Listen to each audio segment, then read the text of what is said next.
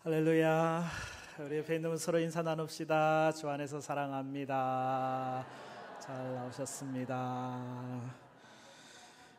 절기상으로는 사실 오늘이 입춘인데 입춘 추위가 대단하죠. 추운 날씨에도 오늘도 주의 전을 사모함으로 나온 여러분에게 하나님께서 크신 은혜를 더하실 줄로 믿습니다. 오늘 말씀은 사랑의 옛 세 계명을 사십시오. 이 세 계명 앞에다가 좀 이상한 수식어가 붙어 있어요. 옛이라고 하는, 새 하나만 있으면 되는데 또 옛이라고 하는 게 붙어 있어 가지고 조금 이상하긴 한데, 이걸 새 걸 말하는 겁니까? 옛 걸 말하는 겁니까? 답은 둘 다 합니다. 옛 것이기도 하고 새 것이기도 한 계명, 세 계명이죠. 이 계명이 하나님과 사귀는데 무슨 상관이 있습니까? 대단히 상관이 있습니다. 하나님의 말씀인 계명을 우리가 지키지 않으면서 하나님과 사귄다 하는 것은 합당치 않기 때문에 그렇거든요. 사귀는 것에 특징이 있어요. 사귀게 되면요, 사귀는 사람이 하고 싶은 대로 해 주려고 하는 게 특징이잖아요. 가고 싶은 대로 가고 먹고 싶은 데 데려가고, 그게 심하면요 하늘의 별이라도 따다가 주려고 하는 마음이 사귀는 사람의 마음이거든요. 하나님께서 우리를 사귀고 싶으셔가지고 하나님께서 우리에게 가장 유익한 게 뭘까? 뭘 줄까? 정말 가장 소중한 독생자를까지 우리를 위해서 주시고 우리를 사랑하시고 우리를 격려하셨다고 한다는 것을 생각하면, 우리가 하나님과 사귄다면 하나님이 우리에게 기대하시는 건 뭘까? 하나님이 좋아하시는 것은 뭘까? 그걸 생각하고 우리도 행해야 되지 않겠어요? 그걸 한마디로 얘기한다면은 사랑이다라는 사실입니다. 이 사도 요한을 통해서 강조하는 메시지는 사랑입니다. 이 사도 요한을 일컬어 사랑의 사도다, 우리는 흔히 그렇게 얘기를 하거든요. 그러면 예수님의 제자 요한이 처음부터 그런 참 사랑의 사람이었느냐? 그렇지 않아요. 오히려 요한은 부드럽고 배려가 많은 사람하고는 거리가 먼, 대단히 딱딱하고 대단히 독선적이고 자기 고집이 않는 그런 사람이었어요. 제자들의 명단이 쭉 나오는 마가복음 3장을 보면요, 제자들 이름이 베드로부터 쭉 나와요. 그런데 이 요한 얘기가 나올 때는 형제 야고보하고 같이 나오면서 별명을 붙여놨어요. 뭐라고 붙여놨느냐? 우레의 아들. 뭔 얘기입니까? 이 요한하고 야고보는 천둥 번개 치는 것 같은 그런 사람들이었다는 얘기예요. 조용하다가도 야고보하고 요한만 들어오면 시끄러워. 시끌벅적해. 우리의 아들, 아이고 우리의 아들 들어왔네, 막 그런 정도로 이 요한, 야고보가 그런 사람이거든요. 그런 예가 성경에 여러 곳 나와요. 요한이 말합니다. 예수님에게, 예수님, 내가 어떤 사람을 만났는데요, 그 사람이 주의 이름으로 귀신을 쫓아내더라고요.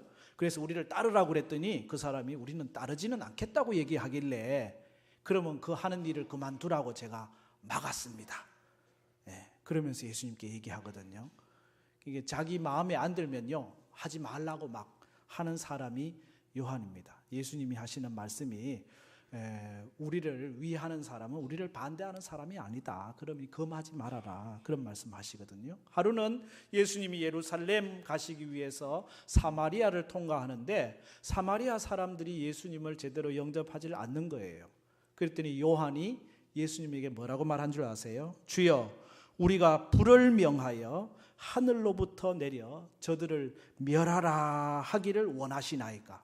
하나님, 예수님, 저 사마리아 사람들 우리 영접하지 않는데 하늘에서 불이 내려가지고 확 사질러 버리라고 그렇게 하면 어떨까요? 요한의 얘기입니다. 이런 요한을 두고 우리가 사랑의 사도라고 얘기하겠어요? 그런데 우리가 알려져 있기는 요한은 사랑의 사도다, 그렇게 되어 있거든요.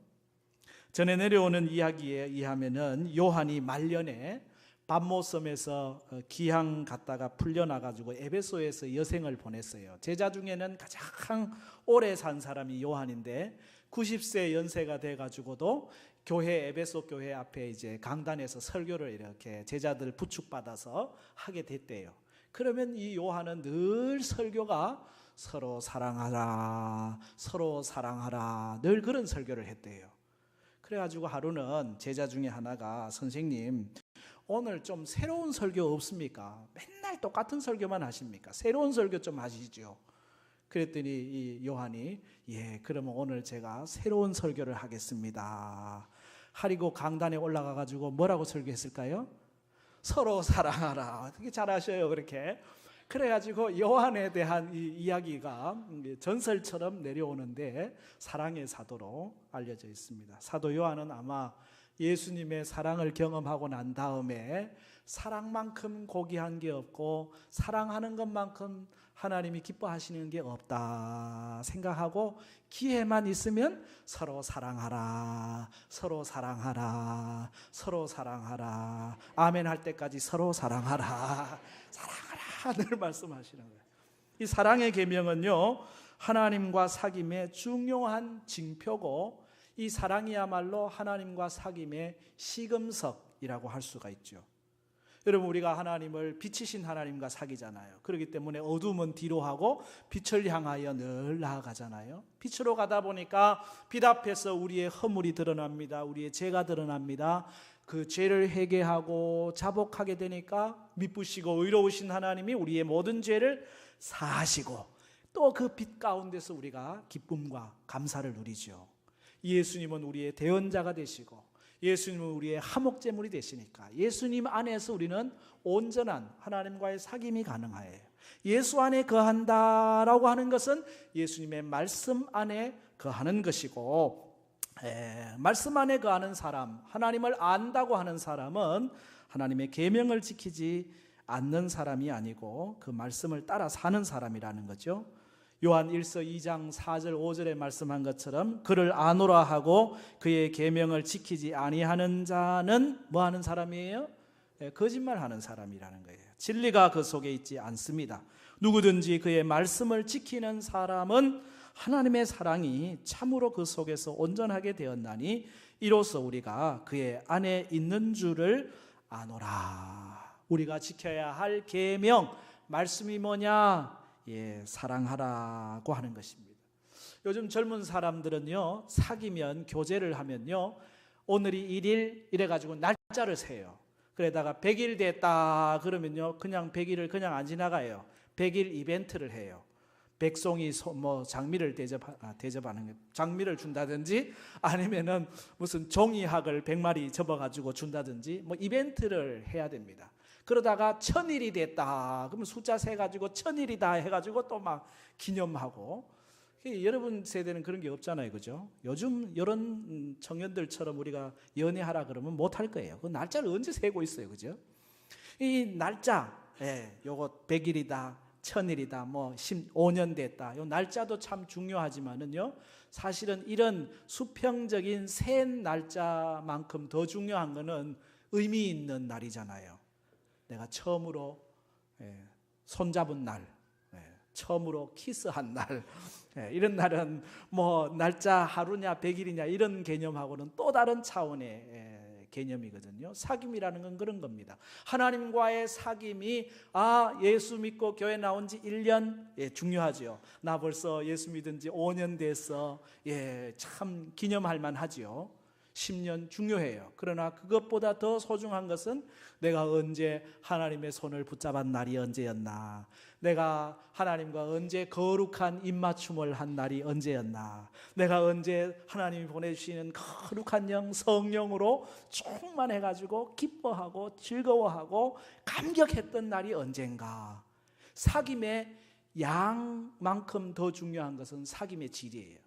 교회를 5년, 10년 그게 중요한 게 아니고 내가 언제 주님과 함께 깊은 사귐의 자리에 들어갔느냐, 이게 중요한 거거든요. 하나님께서 우리를 그 사랑해 주시는 그 사랑에 내가 어떻게 응답하며 살아갔는가. 하나님은 사랑하시는데 나는 그 사랑과 상관없이 따로따로 따로 국밥처럼 말이에요. 그건 옳지 않잖아요. 여러분, 하나님의 사랑의 사귐 가운데 깊이 들어가는 은혜가 있기를 바랍니다. 사랑은요, 옛 계명입니다. 오늘 본문에 그렇게 돼 있는데, 사랑의 계명은 결코 새로운 게 아니라는 거예요. 사도 요한도 서로 사랑하라 계명을 강조하는데, 이게 새 계명이 아니라 옛 계명이다. 7절에 시작이 그렇게 돼 있죠. 7절을 같이 읽을까요? 사랑하는 자들아, 내가 새 계명을 너희에게 쓰는 것이 아니라 너희가 처음부터 가진 옛 계명이니 이 옛 계명은 너희가 들은 바 말씀이거니와. 아멘. 처음부터 가진 옛 계명, 그게 바로 사랑의 계명이라고 하는 것입니다. 이 사랑의 계명을 요한 2서 1장 5절에 이렇게 설명해요. 부녀여, 내가 이제 내게 구하노니 서로 사랑하자. 이는 새 계명 같이 내게 쓰는 것이 아니요 처음부터 우리가 가진 것이라. 이 사랑의 계명은요, 언제부터? 하나님이 천지를 창조하신 창조 때부터 우리에게 주신 계명입니다. 하나님이 이 땅을 창조하시고 우리 인간을 하나님의 형상으로 창조하신 이유가 뭘까요? 그건 사랑이에요. 사랑이 에너지가 되어야 창조의 역사가 일어납니다. 창조의 역사는 사랑이 바탕이 되지 않으면 안 일어나요. 우리 가정에서 창조의 역사, 오늘 우리 교회 안에서 창조의 역사는요, 사랑이 힘이 되었을 때 거기에 새로운 것이 만들어지거든요. 하나님이 사랑을 가지고 이 온 우주 만물을 만드시고, 사랑을 가지고 하나님의 형상으로 우리 인간을 창조하시고, 사랑을 가지고 첫 번째 축복 메시지를 주었습니다. 인간에게 주신 첫 번째 축복 메시지 뭡니까? 생육하고 번성하여 땅에 충만하라, 땅을 정복하라, 모든 생물을 다스리라. 창세기 1장 28절의 말씀이거든요. 여기서 다스리라고 하는 말은요, 지배하라고 하는 말이 아닙니다. 다스리라고 하는 원문의 뜻은 돌보라고 하는 뜻입니다. 모든 만물 생물들을 잘 돌보아 가지고 잘 케어, 영어로는 케어하라고 하는 거예요. 돌보라는 거예요. 다른 말로 하면 사랑하라. 이 사랑의 계명은 이미 창조에서부터 하나님이 주신 첫 계명이었다는 거죠.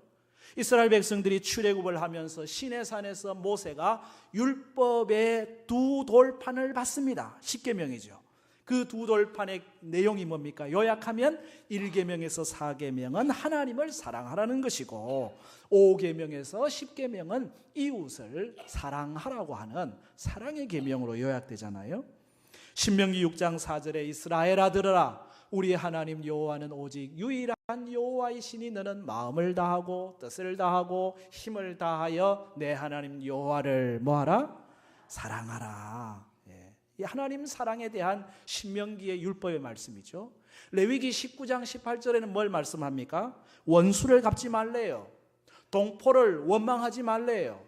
내 이웃 사랑하기를 내 자신과 같이 뭐하라? 사랑하라. 나는 여호와다.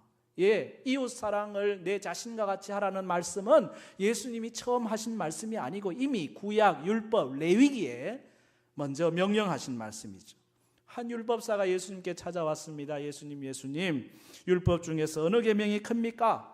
예수님 말씀하시죠. 마음을 다하고 뜻을 다하고 힘을 다하여 주 너희 하나님을 사랑하라 하셨으니 이것이 크고 첫째 되는 계명이고, 둘째는 그와 같으니 내 이웃을 내 자신과 같이 사랑하라 하셨으니 이것이 율법과 선지자의 강령이라 말씀하시거든요. 그렇습니다. 이 사랑의 계명은 이미 창조 때부터 모세를 통해 주신 율법의 때부터 계속해서 내려오신 옛 계명, 오래된 계명이에요.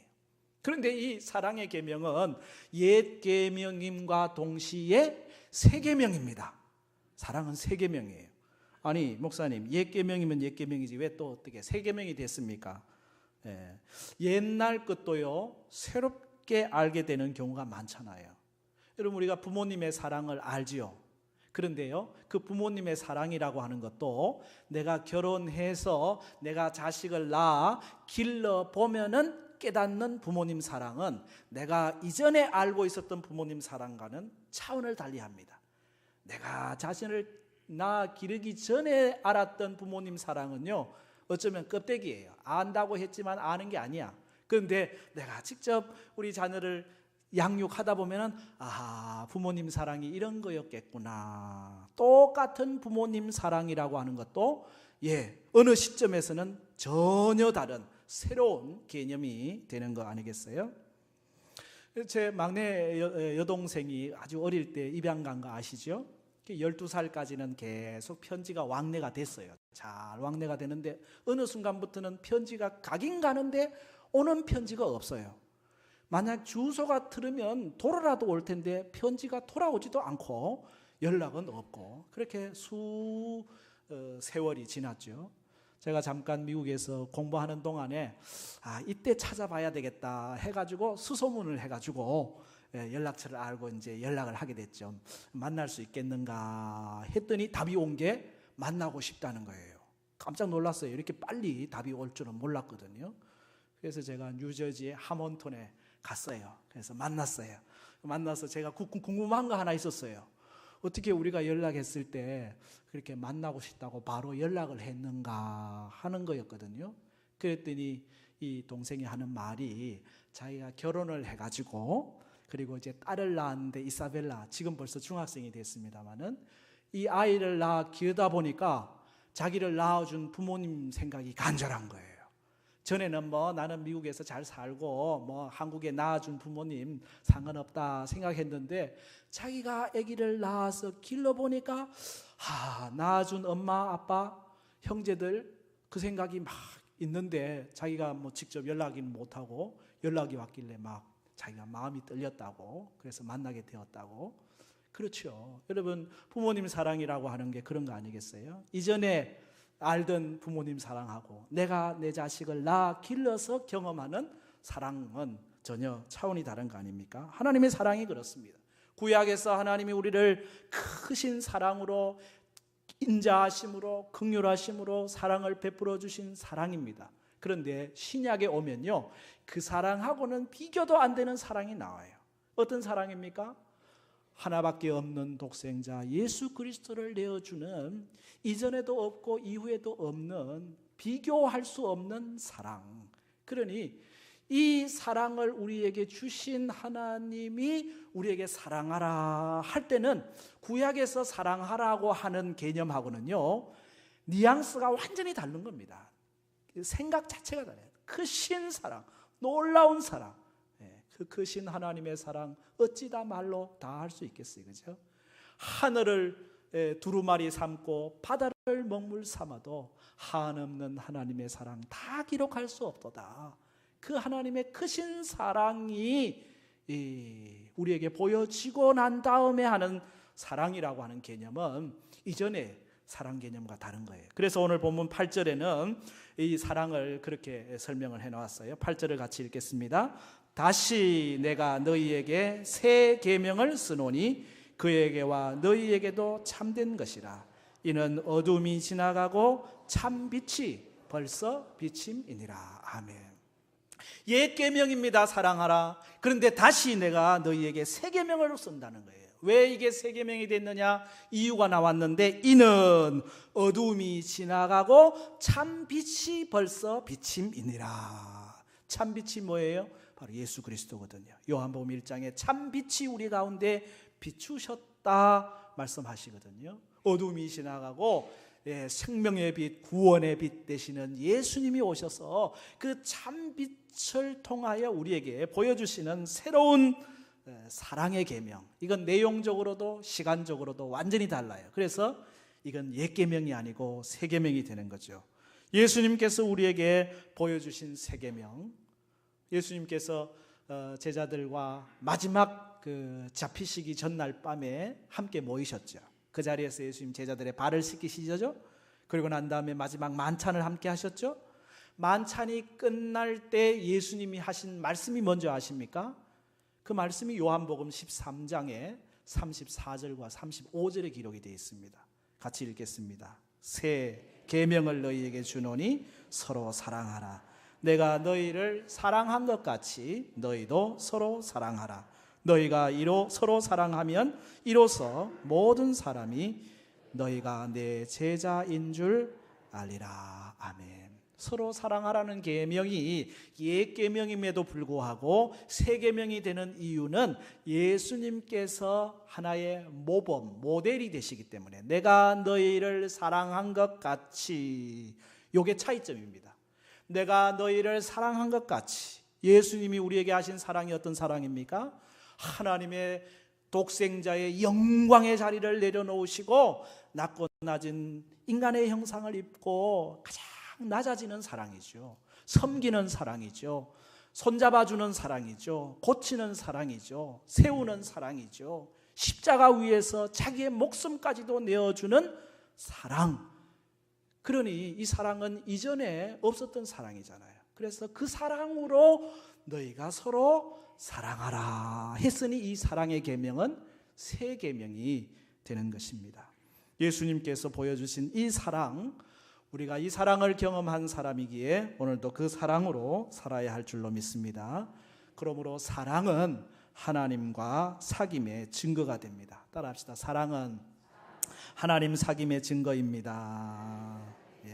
하나님이 우리를 사랑하라고 하셨고 예수님을 통해서 그 사랑의 진면모를 보여주셨는데 여전히 우리가 사랑 가운데 있지 아니하고 미움 가운데 있다고 하면 빛이신 하나님과의 사귐은 거짓말이 된다는 얘기예요. 그게 오늘 9절 이하의 말씀인데요. 9절을 같이 읽을까요? 빛 가운데 있다 하면서 그 형제를 미워하는 자는 지금까지 어둠에 있는 자요. 10절 그의 형제를 사랑하는 자는 빛 가운데 거하여 자기 속에 그리낌이 없으나 11절 그의 형제를 미워하는 자는 어둠에 있고 또 어둠에 행하며 갈 곳을 알지 못하나니 이는 그 어둠이 그의 눈을 멀게 하였음이라. 아멘. 형제를 미워하는 것은 어둠이라는 거예요. 갈 곳을 알지 못하게 되고 그 이유는 눈을 멀게 하기 때문에 미우면요 눈이 멀어져 버려요. 처음에는 어떤 이유 때문에 한 사람을 미워하게 됩니다. 그런데는 그 미움 속에 빠져들어가다 보니까요 내 눈도 어두워져 가지고 나도 어디로 가야 될지 방황하게 되는 결과를 가져온다는 거죠. 빛은 사랑이고 미움은 어둠이에요. 빛이신 하나님과 사귀는 사람은 어두움인 미움이 아니라 빛인 사랑을 살아야 됩니다. 여러분은 예수 믿고 미운 사람이 다 사라졌나요? 아멘. 예. 그게 정답이죠. 선뜻 여러분 대답하기 어렵습니까? 어두움, 미움 가운데 있으면 안 되잖아요. 저는 언제부턴가 미워하는 사람이 없어졌어요. 아, 목사님이 이제 어느 정도 통달을 한 겁니까? 아니요, 그건 아닌데 언제부턴가 생각이 바뀌었어요. 미워하는 마음, 미워하는 생각이 없어지고 오히려 더 긍휼히 여기는 마음, 불쌍히 여기는 마음들이 생기는 거죠. 가끔 왜 저런 말을 할까? 왜 저런 행동을 할까? 좀 더 성숙하면 좋을 텐데 그런 생각이 들 때가 있잖아요. 그러면 미워하는 마음이 아니고요 긍휼히 여기는 마음, 불쌍히 여기는 마음, 그런 마음이 들어요. 아마 여러분도 그런 걸 경험하셨을 거예요. 도대체가 말도 안 되는 말을 하는 그런 경우 있잖아요. 함부로 말을 해요. 입에 담지 못할 말도 막 스스럼치 않고 뱉을 때가 있어요. 그때는 생각해야 됩니다. 아하, 아픈 사람이구나. 아픈 사람이구나. 아픈 사람을 미워합니까? 아픈 사람은요 불쌍히 여기는 겁니다. 아픈 사람은요 아이고 더 내가 보다듬어 줘야 되겠구나. 아픈 사람은요 더 건강하게 회복되도록 기도해 줘야 되겠구나. 여러분 생각해 보세요. 말을 이상하게 하는데, 행동을 이상하게 하는데, 이 정상적인 사람이면 생각하지 못하는 말을, 정상적인 사람이면 생각하지 못하는 행동을 하면요 그건 아픈 사람이지. 그 아픈 사람하고 싸우는 내가 바보입니다. 아픈 사람은 아픈 사람이구나 라고 생각하고 아이고 그래 더 끌어안아주고 위로하고 격려해야지 그러는 거죠. 여러분 예를 들어서 정신병동에서 근무하는 의사가 환자가 막 의사 보고 막 욕을 하고 막 나쁘게 한다고 해보세요. 놀린다고 생각해보세요.